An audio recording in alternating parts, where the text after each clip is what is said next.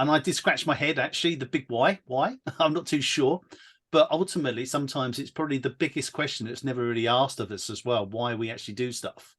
And obviously, I can look at it from my own experience as well. I'm also a founder and a chairperson of a membership organisation locally where I live. One of those things was obviously trying to get people active. I saw people were out there doing their own thing, but I might see them once or twice, but they just didn't stay the distance in some respects. So talking to a few of them, I really found that they just felt that they needed sort of some companionship, someone else that they actually could talk to, like-minded people as well. And really, then it really drove my passion in some respects to create an environment that literally for them helped develop their own capabilities, but also gave the opportunity that, to help others as well. So that really was my sort of driving purpose, why I wanted to do that, because it was positively impacting other people that then actually give them a self-worth as well. And then it's like, well, how do you build that as if you're building a business as well? Is then by doing what I did, obviously about my beliefs, my ethos about why I built this membership organization, it attracted similar sort of people that also had that same belief. And from that perspective, what it done, it was sort of like, well, how do we actually get that messaging out? So working with everybody, it was sort of like, well, we brought up a little tagline. No, I was inspired to run. I love to run, and it was free to run. And it was really just trying to get that real clear messaging out there. I won't bother you with my website. It's all over the website as well. But what it did, it basically brought people together. And then the what about why we did it, and it was basically the biggest achievement that we actually built wasn't about people running their fastest times, they're the fittest people. It was basically the camaraderie that we actually built, and that's why, and the why people actually come to what I set up, and it is a business, but fundamentally I had a drive and a passion, and people bought into that, and that's the similar to when we have a business, which we have as a Missio. So that's why I'm interested in this subject, because you can be very dismissive of it. You just look at the what's, why we do something, but really, is it why I look at it? Can I actually look at someone in the eyes and say, right? I mean, I was talking to a business owner last week. He had this lovely platform, this, that, and the other. He had a great website, but I just didn't buy into it. I said, but why the hell did you set this business up in the first place? And it was only then I started to unlock a few things. You could see the light come on. So at that point of turning the lights on, I'm going to pass it over to Jan to do more of the formal introductions for this actual session. Not much of a formal introduction, because we like these sessions to be informal. So welcome everybody. Yeah, the big why. It's really about why do you do what you do, but also there are some more angles to why, and we'll cover those. So we started in Missio actually, and I will talk about that why.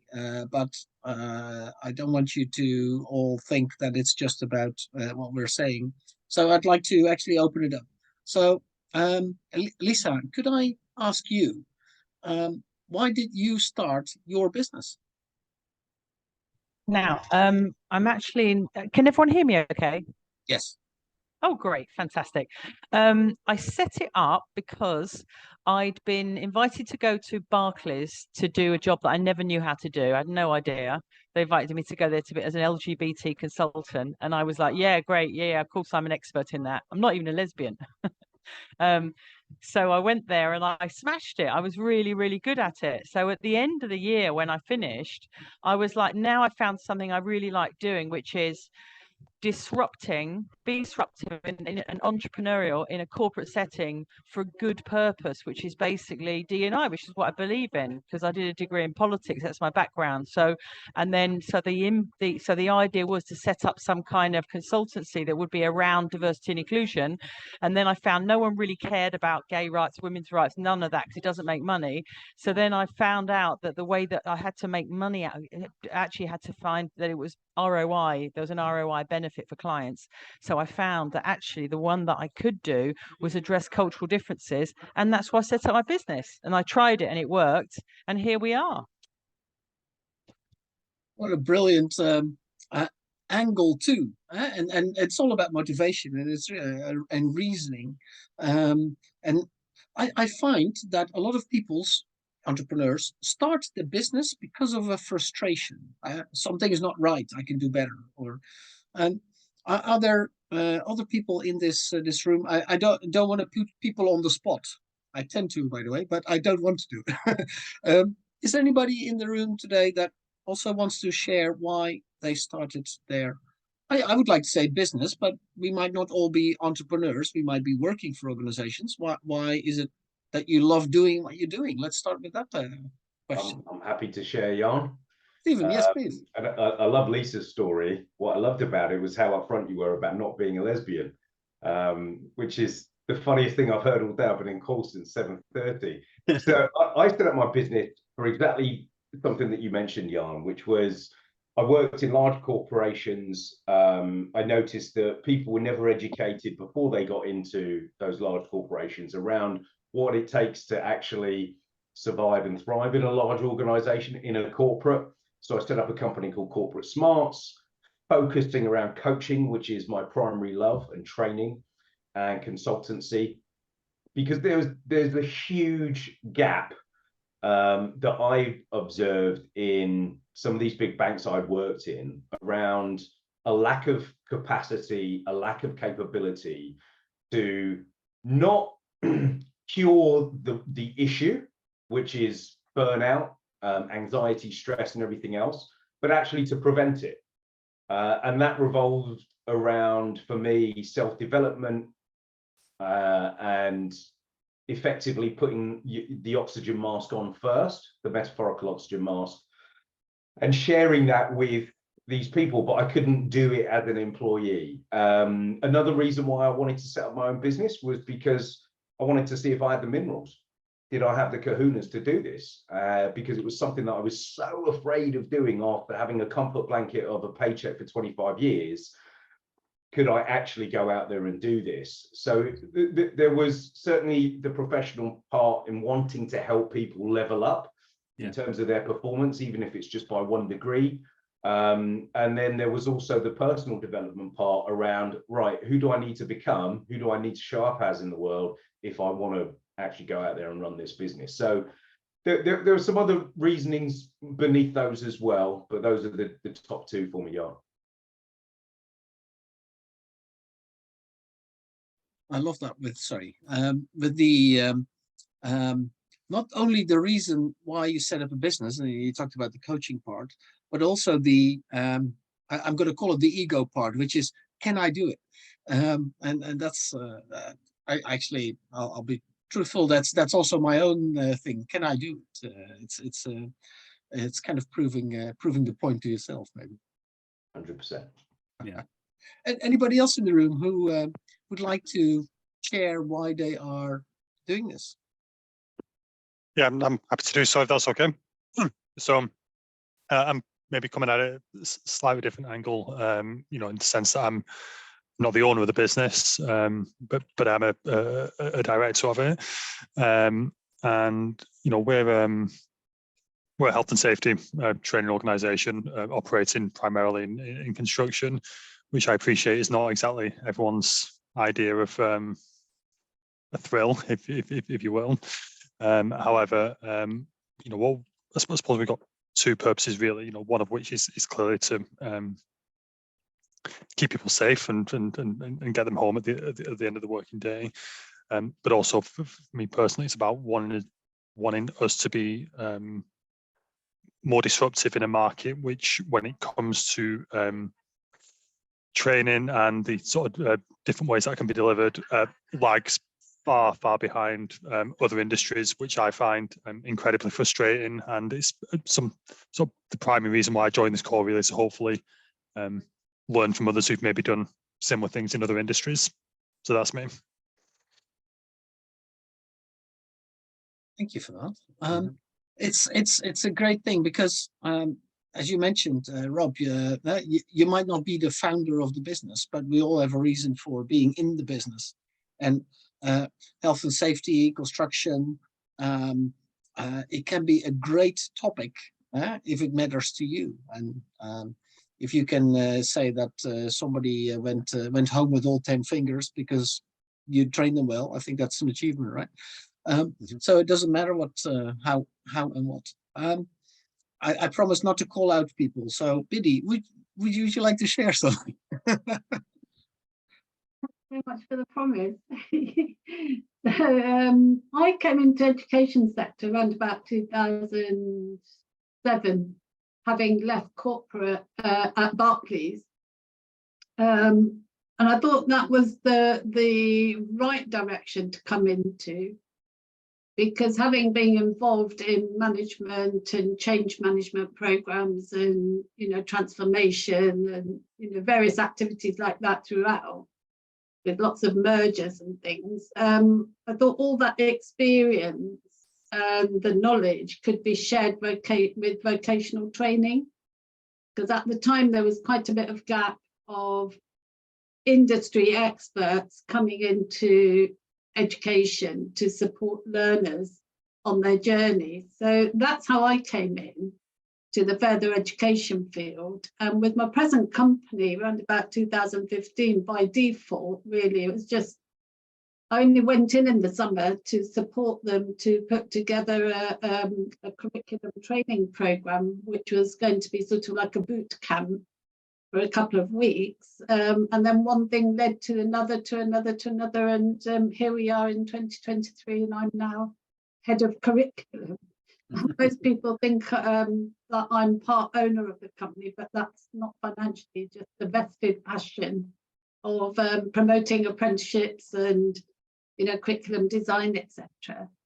So I think after all this time, I've been thinking and toying with setting up my own consultancy, as you know, and I'm trying to find which direction, and I think the apprenticeship area, the apprenticeship arena is where I want to sit. But then within that pathway, what pathway would I take?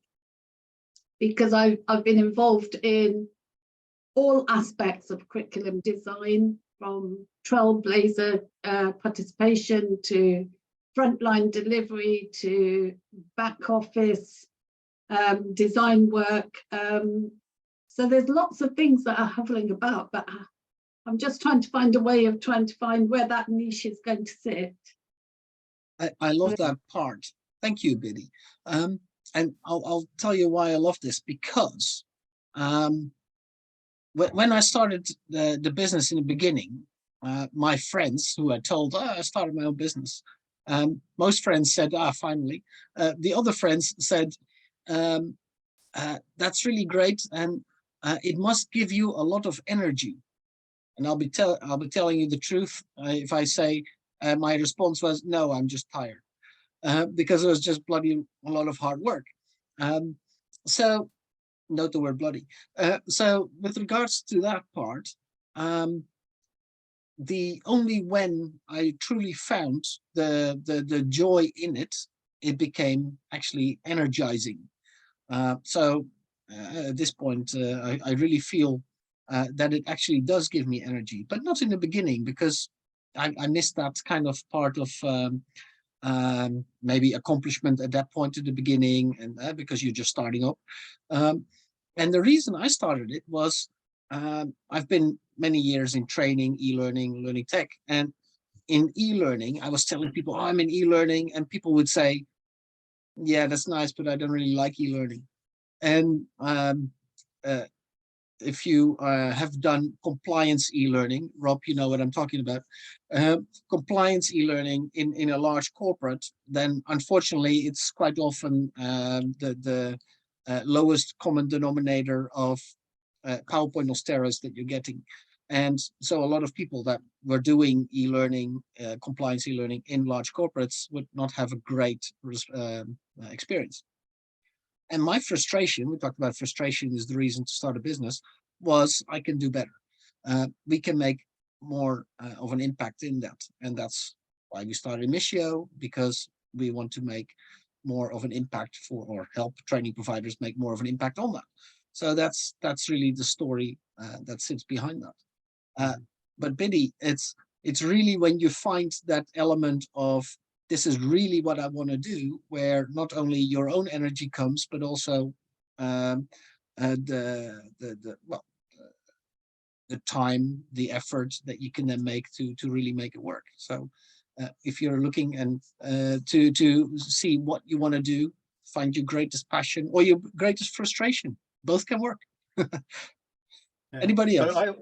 But so just going back on the point you're making though, Jan, as well, I find sometimes when you know, and what you're making reference there to Biddy as well, because once you find out that you talk about the energy, but that someone just sees the new light in you as well, and you just, it just shines, because you make the point earlier, Biddy, about, you know, the fact is that, you know, when people advertise for a job, should we say, the fact is, do they see the pound sign, how much salary I'm going to get paid for doing that job? Or is it the fact of like, well, why am I actually, like where Jan was talking about setting up the business, what was our purpose behind that? Or is it the fact I want to make loads of money? And if you really think that you're going to start out because you're going to make loads of money, then that's not the incentive, basically, why you set your business up. It's just how, and what is it I can actually change in my local community on a national scale? I mean, we've had, you know, between us, the amount of projects we worked on, you know, national infrastructure projects, walking around nuclear sites, you know, looking after RBS Group for all their flipping training. That was great, but it ended up just being a paper process. And I, you know, it was great. There was, I think they had 140,000 staff at the time. And I thought, oh, what a fantastic opportunity to have an impact into the financial services. And there's only me and one other guy managing it as an external application to the group. And we're looking after all the 7 divisions.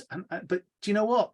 It just became a paperless, endless, boring job where I never actually got to actually do any impact. And all I was doing was just moving paper from the left to the right hand side of my desk.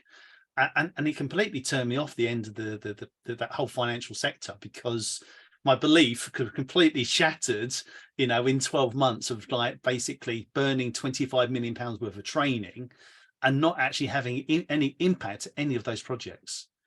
So I think when you find that light, sorry, Stephen. I was just going to ask everyone, how often do you all check back in with your purpose? Because I totally get where you're coming from, Paul. You get caught up on the mission, right? On that hamster wheel.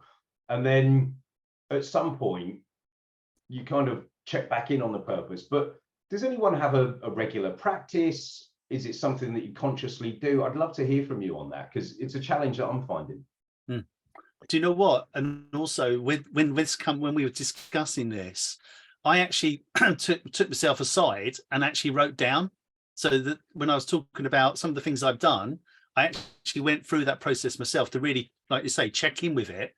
And it helps so much to reinforce it, because sometimes I think that the day-to-day stuff, it gets lost and you move further and further away from your purpose. So I think, you know, yeah, absolutely. You know, so I'd be interested. Yeah. I mean, who hasn't spoken yet? Who we're not going to pick on? What about Sam? Yeah, I'll say a couple of words to that specifically, but just, yeah, quickly, I'm not the founder of the company. I'm a director and equity holder. It sounds like we partner with a bunch of people on this Zoom and their clients, and we take the learnings of your workshop and we run a songwriting workshop on top of that as an experiential activity to bring home all the learnings and use music to drive home the messaging. And just to that point, checking in on the purpose, it's something I should be doing, but I'm not necessarily doing all the time. But I think that's, you know, coming down to monthly, quarterly, you know, taking yourself out of the business, whether that's physically or just emotionally, and checking in on whatever those short, midterm, long-term goals are, and am I taking the steps towards those things? Am I, or like most people, myself included, am I just caught in the day-to-day? Where's the next event? When's the next job? Yeah. That's a good point on where does it come from, but also do you check on it? Lisa, is this something that you come back to every now and then, or? No, not really. I find that everything evolves. We just set up a branch in India, Together Global Business Services India PVT Limited, and we're going to be setting up kind of model office teams. So I'm finding that actually my purpose evolves rather than me going back to it. But at the early stages, it was like that, because you can get tempted to do things where you get money, and then you have to go, no, actually, I find that boring. I don't want to do it. It's not really aligned to what we want to be. So at the early stages, I think that's true. But as you carry on, then I think it evolves. Okay. Anybody else? Any comment on that? Because I did like that question, Stephen. Thank you.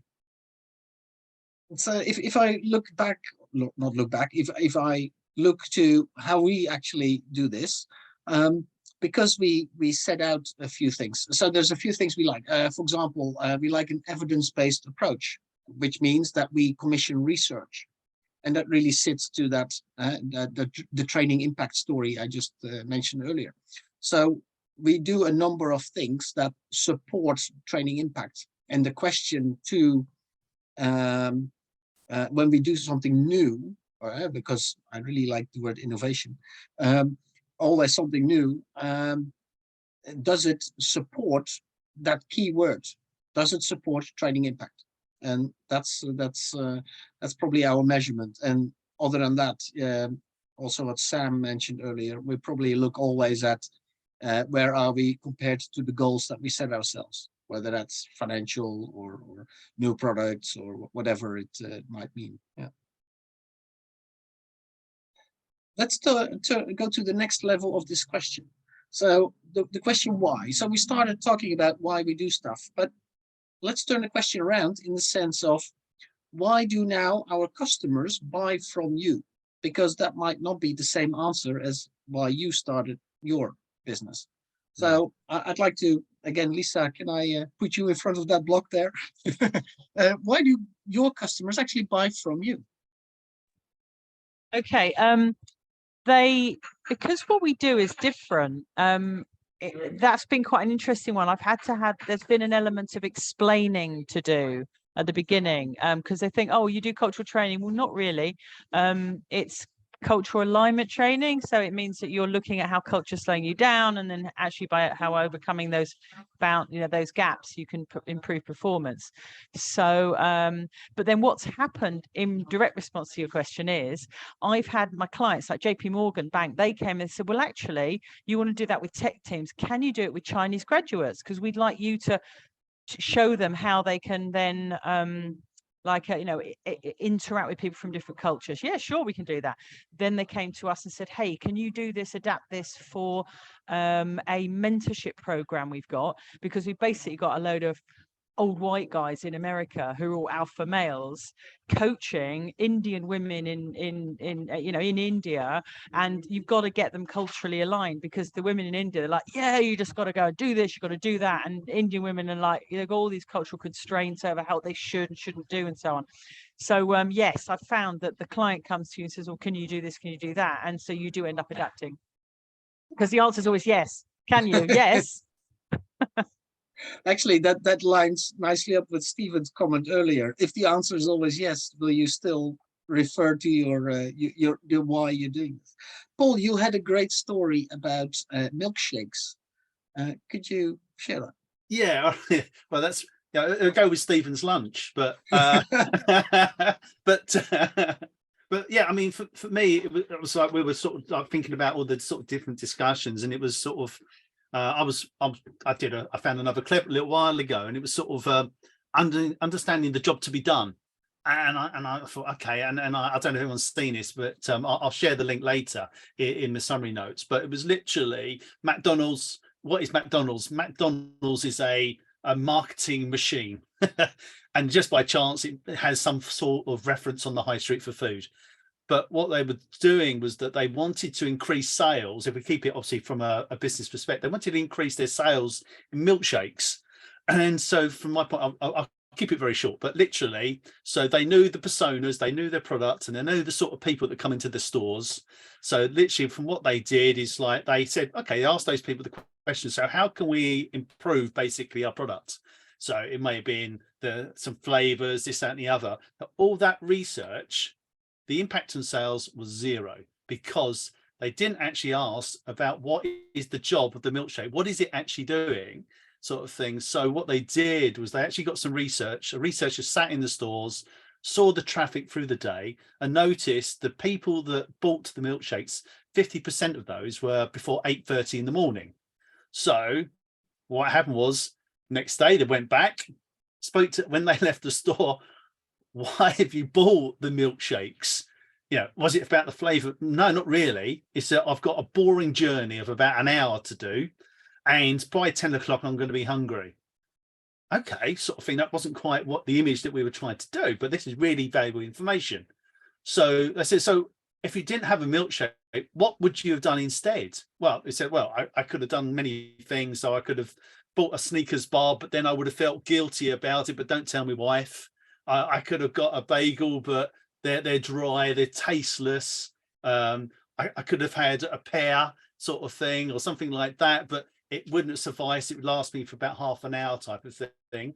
But when I'm having a milkshake, it takes me 20 minutes to take it through the straw and I actually fill up. So really it was about the why of the milkshakes and why people actually buy them, not because of the flavor, but really what was the job of the milkshake and why were they actually hiring the milkshake to do a job?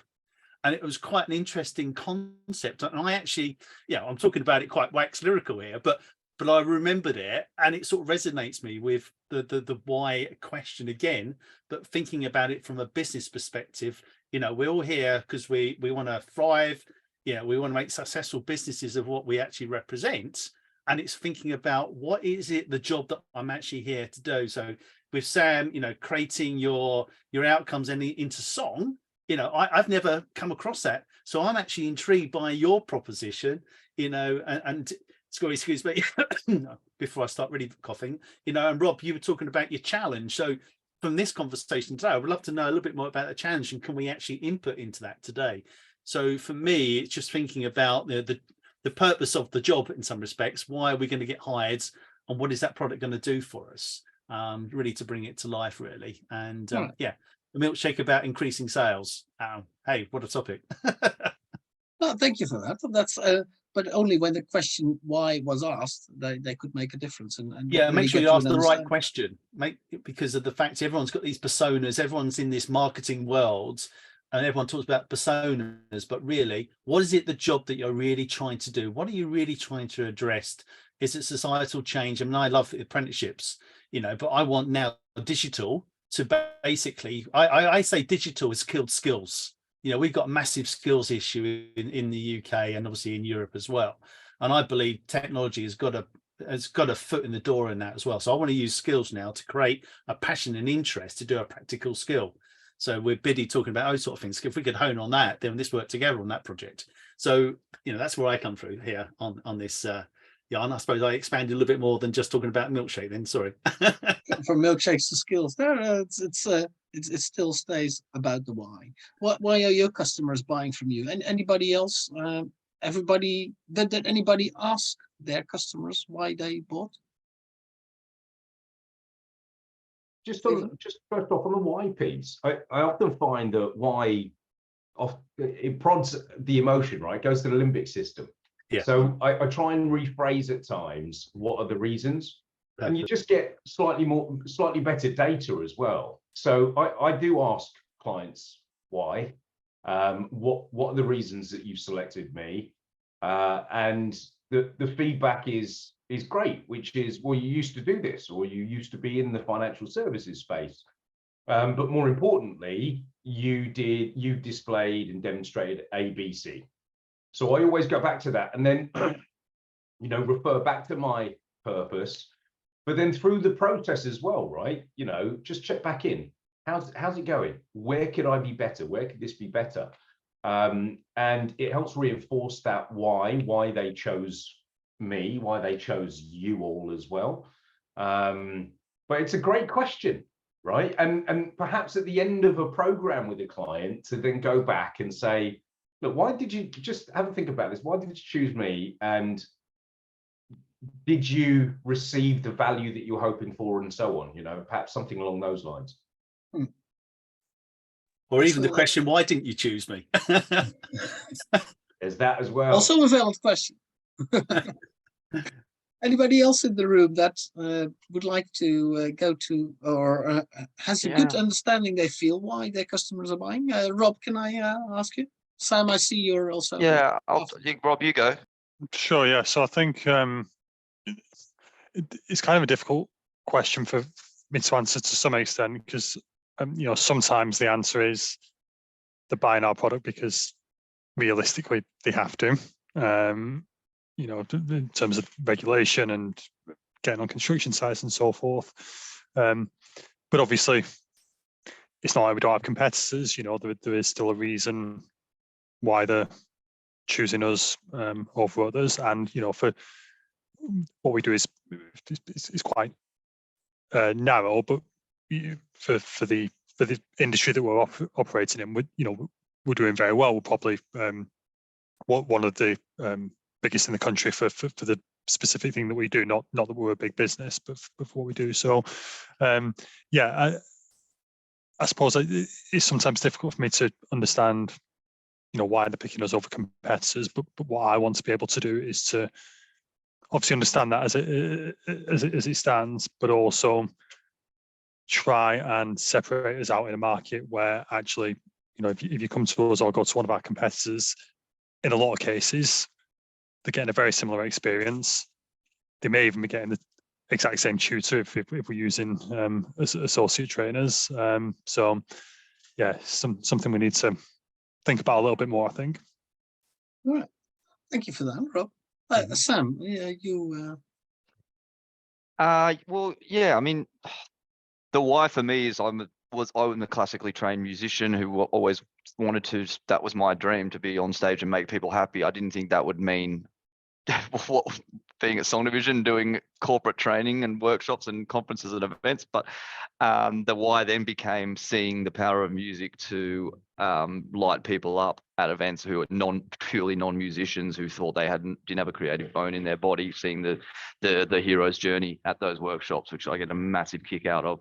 And then as for the clients, like the why varies massively with what we do, depending on who we're talking to, but that's part of the process. And I know this isn't a sales training round table, but it's it's identifying that why, which is different for every single client we have. But it's always solving a problem, and whatever that problem is, and they might come to us saying we need a 2-hour team build because that's what we have slotted in our conference because we do that every year. That's not really your why. And then our job is to be the doctor and dig deeper into what's the reason for the event, what are the issues. Oh, it turns out they've had massive growth over lockdown, but none of them have met. Turns out they're coming from all around the world and there's going to be cultural barriers.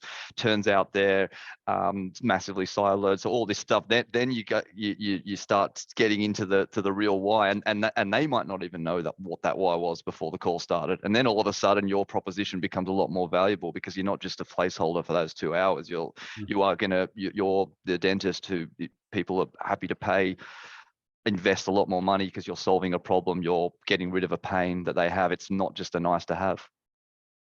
Nice one. Yes, not just a nice to have, and also building on to what Rob mentioned earlier was we might not always ask this question.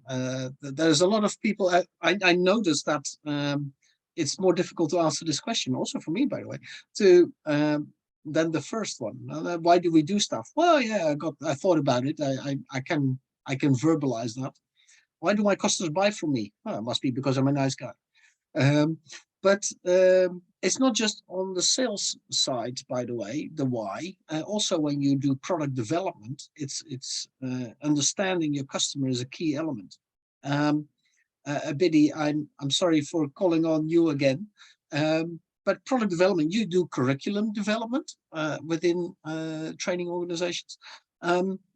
Is the why the student buys that course? How does that relate, and how important is that for you?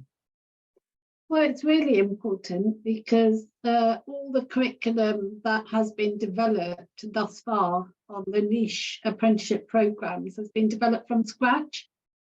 So there was no off-the-shelf resources, so to speak, for any of our programs. So therefore I had to start right from scratch, and learn and work my way around the language of the curriculum, the language that business relates to, and the language that learners would receive from our tutors and coaches. So, and on top of that, it had to be, I suppose, packaged in the language of the trade and profession.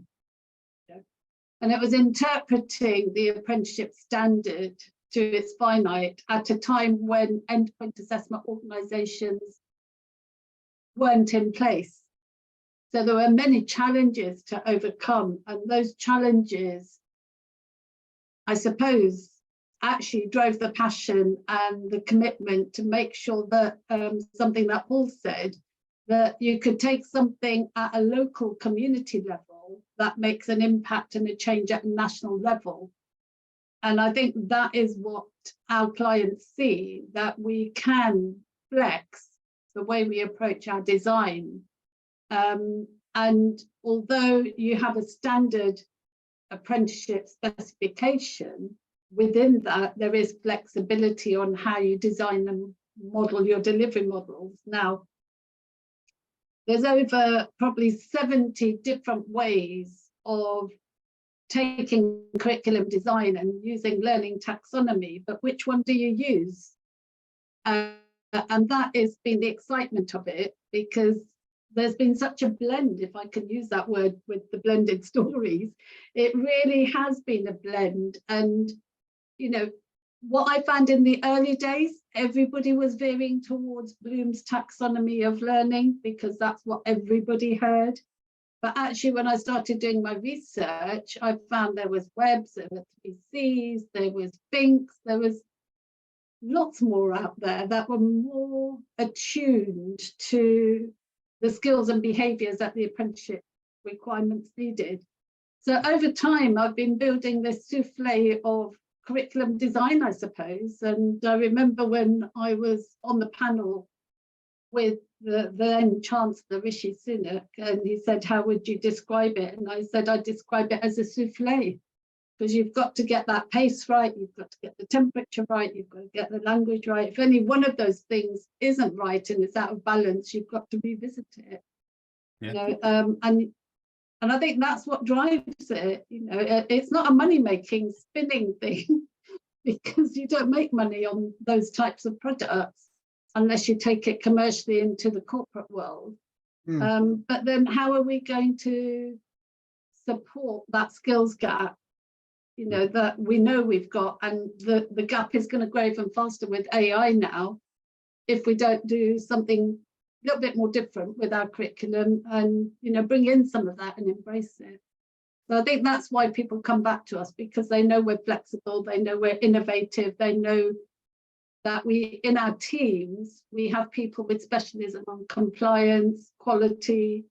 So, you know, as a team, everybody challenges each other, I suppose, in a respectful way to make sure that we're all on the right track. Okay, thank you for that, Liddy. Talking about respect in some respects as well, there's a few other people that are obviously on this call, and I'm just conscious of time, but is there anyone that's not got their camera on, haven't got their mic on, that would have any questions or have any other input, obviously, to their personal wise as well? And please, if you feel that you don't want to do that, then please put it in the chat. I'm more than happy to represent your question to everybody so we can have a full inclusive element. It seems Lisa's on the call. Let's make sure we've got a diversity and inclusivity here. But please feel that if you don't feel up wanting to do it, I'm more than happy to represent any of your questions in the chat.